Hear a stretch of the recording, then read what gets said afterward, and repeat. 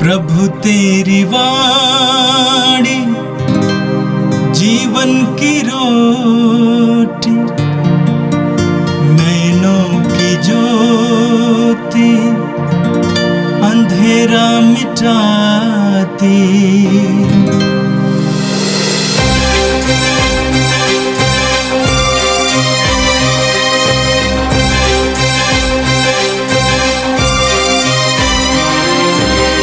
प्रभु तेरी वाणी जीवन की रोटी, नैनों की ज्योति अंधेरा मिटाती। प्रभु तेरी वाणी जीवन की रोटी, नैनों की ज्योति अंधेरा मिटाती। वाणी वाणी वाणी वाणी वाणी पवित्र है, शाश्वत है, जीवन का मन्ना है। 27 अगस्त शुक्रवार। थिस्सलुनीकियों के नाम संत पौलुस का पहला पत्र, अध्याय 4, पद संख्या 1 से 8। भाइयों, आप लोग हमसे यह शिक्षा ग्रहण कर चुके हैं कि किस प्रकार चलना और ईश्वर को प्रसन्न करना चाहिए, और आप ईश्वर के अनुसार चलते भी हैं। हम प्रभु यीशु के नाम पर आपसे आग्रह के साथ अनुनय करते हैं कि आप इस विषय में और आगे बढ़ते जाइए। आप लोग जानते हैं कि मैंने प्रभु यीशु की ओर से आपको कौन कौन आदेश दिए हैं। ईश्वर की इच्छा यह है कि आप लोग पवित्र बने और व्यभिचार से दूर रहें।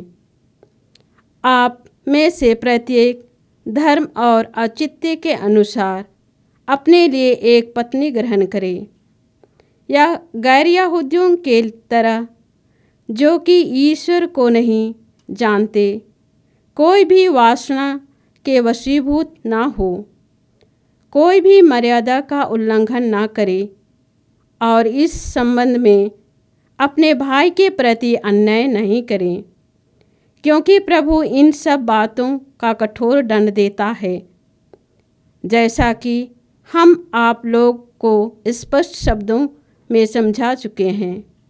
क्योंकि ईश्वर ने हमें अशुद्धता के लिए नहीं, पवित्रता के लिए बुलाया है। इसलिए जो इस आदेश का तिरस्कार करता है, वह मनुष्य का नहीं बल्कि ईश्वर का तिरस्कार करता है, जिसे आपको अपने पवित्र आत्मा प्रदान किया है। यह प्रभु की वाणी है। संत मत्ती के अनुसार पवित्र सुसमाचार, अध्याय 25, वाक्य 1 से 13 तक। यीशु ने अपने शिष्यों को यह दृष्टांत सुनाया। उस समय स्वर्ग का राज्य उन 10 कुंवारियों के सदृश होगा, जो अपनी अपनी मशाल लेकर दूल्हे की अगवानी करने निकलीं। उनमें से 5 नासमझ थीं और 5 समझदार। नासमझ अपनी मशाल के साथ तेल नहीं लाई, समझदार अपनी मशाल के साथ साथ कुप्पियों में तेल भी लाईं। दूल्हे के आने में देर हो जाने पर सब ऊँघने लगीं और सो गईं। आधी रात को आवाज आई, देखो दूल्हा आ रहा है, उसकी अगवानी करने जाओ। तब सब कुंवारियां उठीं और अपनी अपनी मशाल संवारने लगी। नासमझ कुंवारियों ने समझदारों से कहा, अपने तेल में से थोड़ा हमें दे दो, क्योंकि हमारी मशालें बुझ रही हैं। समझदारों ने उत्तर दिया, क्या जाने कहीं हमारे और तुम्हारे लिए तेल पूरा ना हो। अच्छा हो, तुम लोग दुकान जाकर अपने लिए खरीद लो। वे तेल खरीदने गई थीं कि दूल्हा आ पहुंचा। जो तैयार थीं वे उसके साथ विवाह भवन में प्रवेश कर गईं और द्वार बंद हो गया। बाद में दूसरी कुंवारियां भी आकर कहने लगीं, हे प्रभु, हमारे लिए द्वार खोल दीजिए। इस पर उसने उत्तर दिया, मैं तुमसे कह देता हूं, मैं तुम्हें नहीं जानता। इसलिए जागते रहो, क्योंकि तुम न तो वह दिन जानते हो और न वह घड़ी। यह प्रभु का दिव्य सुसमाचार है। ख्रिस्त प्रभु की जय। मेरे प्रिय भाई और बहनों, आज के इस पवित्र दिन के लिए हम प्रभु को धन्यवाद दें। वैसे प्रतिदिन प्रतिपल ईश्वर का हमारे प्रति प्रेम का एक चिन्ह है, एक तोहफा है। हम प्रभु को धन्यवाद दें। आज का पहला पाठ थिस्सलुनीकियों के पहले पत्र से लिया गया था। इन दिनों आप सुन रहे हैं संत पौलुस के हृदय में थिस्सलुनीकिया की कलीसिया के प्रति बहुत प्रेम था। और आज के पाठ में आपने सुना पौलुस उन्हें पवित्र जीवन जीने की आवश्यकता के बारे में बताते हैं। उत्पत्ति ग्रंथ के अध्याय 1 उसके वाक्य 27 में हम पढ़ते हैं कि ईश्वर ने मनुष्य को अपना प्रतिरूप बनाया। ईश्वर ने हम मनुष्यों को अपना प्रतिरूप बनाया। और बाइबल में जिस प्रभु के बारे में बताया जाता है, हमारा परमेश्वर पवित्र परमेश्वर है। इस्यास नबी के ग्रंथ के अध्याय 6 में हम पढ़ते हैं, इस्यास मंदिर में बैठा हुआ था और वो ईश्वर की महिमा से ढक गया और उसे एक आवाज सुनाई दी, पवित्र पवित्र पवित्र प्रभु विश्व मंडल के परमेश्वर। तो हमारा ईश्वर पवित्र है और उस ईश्वर ने हमें बनाया है, यानी हम पवित्रता के लिए बनाए गए हैं। पवित्रता हमारा जन्म सिद्ध अधिकार है। पवित्रता हमारा जन्म सिद्ध अधिकार है। देखिए पौलुस क्या कहते हैं। पौलुस एफेसियों के पत्र के अध्याय 1 उसके वाक्य 4 में कहते हैं, सृष्टि के प्रारंभ से पहले ही ईश्वर ने हमें पवित्रता के लिए बुलाया है। हर मनुष्य पवित्रता के लिए बुलाया गया है, बनाया गया है। लेवी ग्रंथ के अध्याय 11 उसके वाक्य 44 में प्रभु कहते हैं, पवित्र बनो क्योंकि मैं तुम्हारा प्रभु ईश्वर पवित्र हूं। पेतरुस कहते हैं, पहला पेतरुस अध्याय 1 वाक्य 15 और 16 में कि जिसने आपको बुलाया है वो पवित्र है, इसलिए हर बात में पवित्र बनो। और आज के पाठ में आपने सुना संत पौलुस थिस्सलुनीकियों की जनता को बताते हैं, ईश्वर की इच्छा यह है कि आप लोग पवित्र बने। ईश्वर की इच्छा यह है कि आप लोग पवित्र बने और व्यभिचार से दूर रहें। यह ईश्वर की इच्छा है। आप में से प्रत्येक धर्म और औचित्य के अनुसार अपने लिए एक पत्नी ग्रहण करें। गैर यहूदियों की तरह जो ईश्वर को नहीं जानते कोई भी वासना के वशीभूत ना हो। हम विश्वासी वासना के वशीभूत नहीं हो सकते हैं। शरीर के अनुसार शरीर की इच्छाओं की पूर्ति नहीं कर सकते हैं। कोई भी मर्यादा का उल्लंघन ना करें और इस संबंध में अपने भाई के प्रति अन्याय नहीं करें, क्योंकि प्रभु इन सब बातों का कठोर दंड देता है, जैसा कि हम आप लोगों को स्पष्ट शब्दों में समझा चुके हैं।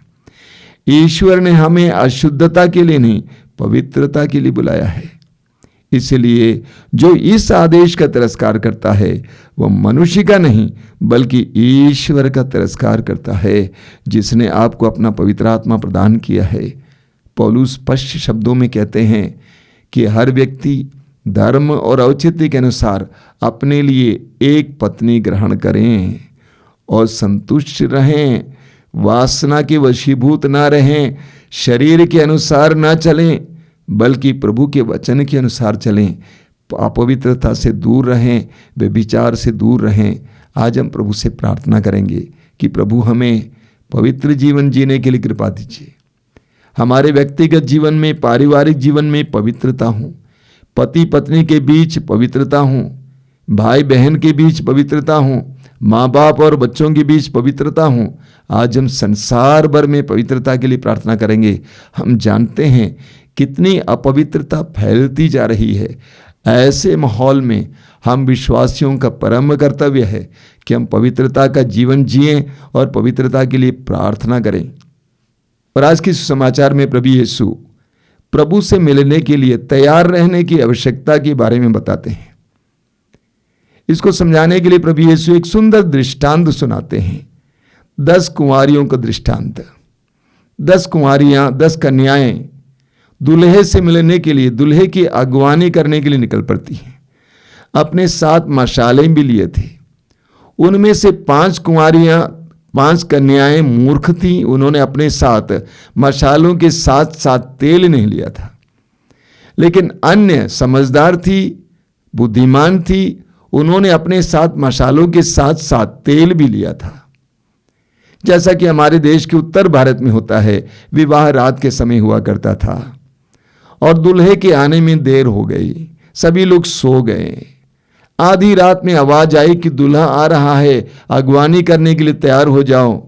सबों ने अपनी मशालें संवारने लगी और मूर्ख लोगों ने देखा, कुंवारियों ने देखा कि हमारी मशालें बुझ रही हैं। उन्होंने बुद्धिमान कुंवारियों से कहा कि हमें थोड़ा सा तेल दीजिए ताकि हम भी अपने मशालों को जलाएं। बुद्धिमानों ने कहा कि ये हमारे लिए पर्याप्त नहीं होगा, आप जाकर खरीद के लिए आइए। 5 मूर्ख कुंवारियां तेल खरीदने जाती हैं, तब तक दूल्हा आ जाता है, विवाह मंडप में प्रवेश करता है और ये 5 कुंवारियां भी अंदर जाती हैं। मंडप का द्वार बंद हो जाता है, तब तक मूर्ख कुंवारियां आती हैं, खटखटाती हैं, कहती हैं हमारे लिए द्वार खोल दीजिए। उन्होंने कहा मैं नहीं जानता कि तुम कौन हो। एक बहुत सुंदर दृष्टांत है। दृष्टांत का संदेश क्या है? दूल्हे से मिलने की इच्छा ही काफी नहीं है, मिलने के लिए जाना ही काफी नहीं है, मिलने के लिए आवश्यक तैयारी भी जरूरी है, योग्यता भी जरूरी है, योग्य होना भी जरूरी है। 5 कुंवारियों को प्रभु ने क्यों बुद्धिमान कहा? क्योंकि उन्होंने दूल्हे से मिलने के लिए आवश्यक तैयारी की थी, आवश्यक तैयारी की थी। वे अपने लक्ष्य को सामने रखकर जी रही थी, वे अपने लक्ष्य के लिए समर्पित थी। किसी भी तरह से दूल्हे से मिलना है ये उन्होंने ठान लिया था, इसीलिए उन्होंने अपने साथ तैयारी भी की थी।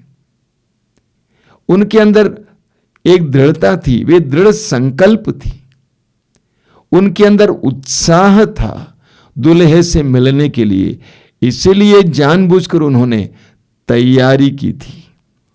लेकिन 5 को क्यों प्रभु मूर्ख कहते हैं?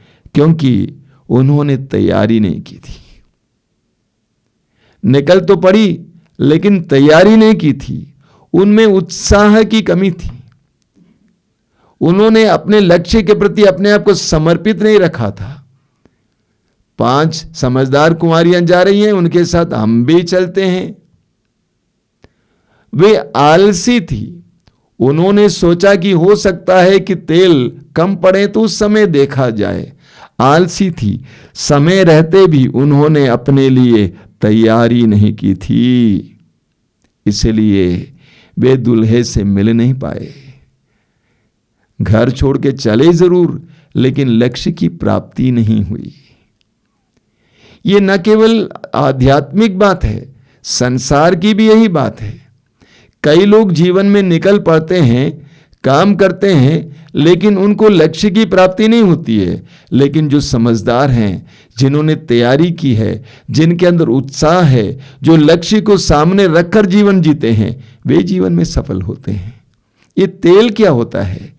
तेल हो सकता है उत्साह हो, तेल होगा प्रेम का तेल, ईश्वर के प्रति प्रेम का तेल, तेल होगा पवित्रता का तेल, तेल होगा विश्वास का तेल। ये तेल हमारे साथ रहना जरूरी है, तभी हम अपने लक्ष्य की प्राप्ति कर सकते हैं। मेरे प्रिय भाई और बहनों, हम विश्वासियों का जीवन भी एक तरह से इन कुंवारियों की उस यात्रा की तरह है। दुल्हे से मिलने के लिए निकल पड़ी, विवाह मंडप के करीब पहुंची, लेकिन बहुत सारे विश्वासियों को मैंने देखा कि वे लोग समझदार हैं, बुद्धिमान हैं। वे अपने विश्वास के साथ साथ दुल्हे के मिलने की इच्छा जीवन में रखते हैं, लक्ष्य को सामने रखकर जीवन जीते हैं, उत्साह के साथ बढ़ते हैं। देखिए संत पौलुस क्या कहते हैं, थिमोथी के दूसरे पत्र के अध्याय 4 वाक्य 7 में संत पौलुस कहते हैं कि मैंने अच्छी लड़ाई लड़ी है, मैंने अपनी दौड़ पूरी की है। कई विश्वासियों को मैंने देखा, वे इस तरह का जीवन जीते हैं, लक्ष्य को सामने रखकर जीवन जीते हैं। लेकिन कई विश्वासी ऐसे होते हैं जैसे वे मूर्ख कुंवारियां थी, कोई तैयारी नहीं है, चलती का नाम गाड़ी, चलते हैं, धर्म के कार्य पूरा करते हैं, उनके अंदर कोई लक्ष्य के प्रति उत्साह नहीं है, चाह नहीं है, प्रभु के प्रति कोई विशेष प्रेम नहीं है, और इसीलिए वे प्रभु से मिल नहीं पाते हैं, इसीलिए वे अपने जीवन में विफल हो जाएंगे। वे लक्ष्यहीन हैं, उनके पास लक्ष्य नहीं है, उनके अंदर उत्साह नहीं है, वे उत्साहहीन विश्वासी हैं, नाम के वास्ते विश्वासी। संत पौलुस को देखिए, पौलुस कहते हैं फिलिपियों के पत्र के अध्याय 3 उसके वाक्य 13 में, मैं पिछली बातें भुलाकर आगे की ओर दृष्टि लगाकर बड़ी उत्सुकता के साथ अपने लक्ष्य की ओर दौड़ता हूं। यह एक अच्छा विश्वासी है, अपने लक्ष्य को सामने रखकर जीवन जीता है, प्रभु से मिलने की चाह के साथ जीवन जीता है, आने वाले जीवन के बारे में सोचते हुए जीवन जीता है, अनंत जीवन के योग्य तैयारी करते हुए जीवन जीता है। हम प्रभु से प्रार्थना करें कि हम ऐसे विश्वासी बने, ऐसे मसीही बने। आइए हम प्रार्थना करें। प्रभु यीशु, धन्यवाद देता हूं इस समय के लिए, आज के सुंदर वचनों के लिए धन्यवाद देते हैं। इन वचनों के द्वारा तूने हमें सिखाया है कि किस तरह हमें एक लक्ष्य बोध के साथ जीवन जीना चाहिए, अपने लक्ष्य को सामने रखकर जीवन जीना चाहिए, अनंत जीवन के याद में जीवन जीना चाहिए, अनंत जीवन के योग्य जीवन जीना चाहिए। हमें कृपा दीजिए यीशु, पौलुस की तरह हम भी बोल सकें, हम अच्छी लड़ाई लड़ चुके हैं, हमने अपनी दौड़ पूरी की है। इतना उत्साह दीजिए, इतनी कृपा दीजिए। ये प्रभु यीशु, इन वचनों को सुनने वाले मेरे भाई बहनों को आशीर्वाद देना, तेरा पवित्र हाथ उनके सिर पर रखना। आज का संपूर्ण दिन उनके लिए अनुग्रह का दिन बने, वे जो भी कार्य करेंगे उन सारे कार्यों में उनको सफलता मिले। प्रभु यीशु, तेरी उपस्थिति में जीने के लिए कृपा देना। आमीन। प्रभु तेरी वाणी जीवन की रोटी, नैनों की ज्योति अंधेरा मिटाती, वाणी वाणी